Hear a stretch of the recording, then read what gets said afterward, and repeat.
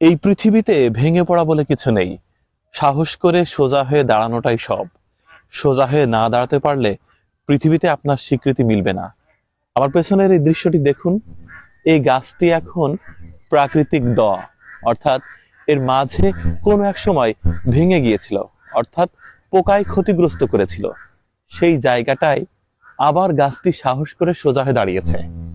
এখন মনে হচ্ছে একটি দ, অর্থাৎ বাংলা ব্যঞ্জন বর্ণের দ দেখতে যেরকম, এই নারিকেল গাছটি ঠিক সেরকম। এই নারিকেল গাছটিতে ফলও এসেছে এবং এখন দিব্যিসে ঠিক আছে। যদি সোজা হয়ে না দাঁড়াতে পারতো তাহলে কখনোই গাছের স্বীকৃতি মিলতো না। মানুষের জীবনও তাই, বারবার বিপদ আসবে, ঝড় আসবে, ঝঞ্ঝা আসবে, কিন্তু আপনাকে ভেঙে পড়লে চলবে না, সোজা হয়ে দাঁড়াতে হবে। অনেক মানুষ আপনাকে ফেলে দিতে চেষ্টা করবে, তারপরও সোজা হয়ে দাঁড়াতে হবে।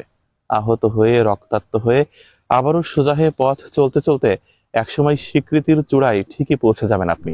দেখুন, এই গাছটি দেখে আমার কাছে খুব অবাক লেগেছে। এই গাছটি এখন প্রাকৃতিক দোয়া নির্দেশ করছে। দূর থেকে দেখে মনে হলো সত্যি তো, এই গাছটি যদি এতটা স্ট্রাগল করে টিকে থাকতে পারে, তবে আমি আপনি নয় কেন? মিয়াকুণ্ডু গ্রামের এই গাছটি এখন প্রেরণার উৎস। আমার কাছে খুব অবাক লেগেছে। প্রকৃতিতে অনেক কিছু ঘটে যা মানুষের জীবনের সাথে সামঞ্জস্যপূর্ণ। এই সামঞ্জস্যপূর্ণ ঘটনাগুলোই আমরা ক্যামেরাবন্দি করার চেষ্টা করি এবং মানুষের জীবনের সাথে মেলানোর চেষ্টা করি। প্রকৃতি আর মানুষের জীবন একই রকম। গাছ যেমন প্রকৃতির সন্তান, ঠিক তেমনি মানুষও প্রকৃতির সন্তান। এই নারিকেল গাছটি দেখে মনে হলো ভেঙে পড়লেই সব শেষ, বরঞ্চ সোজা হয়ে দাঁড়াতে পারাটাই সার্থকতা। আর সার্থকতার শেষ প্রান্তে স্বীকৃতি মেলে সে কোন গোত্রের, কোন জাতের এবং সে কতটা পারফেক্ট। এই গাছটি ঠিক জ্বলন্ত একটি উদাহরণ। কি চমৎকার ব্যাপার দেখুন।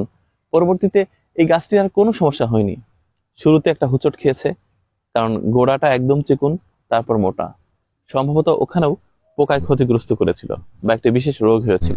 তারপর মাঝখানে পোকায় খেয়ে এতটা দুমড়ে মুচড়ে ফেললো, গাছটি আবারও সোজা হয়ে দাঁড়ালো এবং পোকাকে পরাজিত করে ঠিকঠাক সে আরো উচ্চতায় পৌঁছে গেল।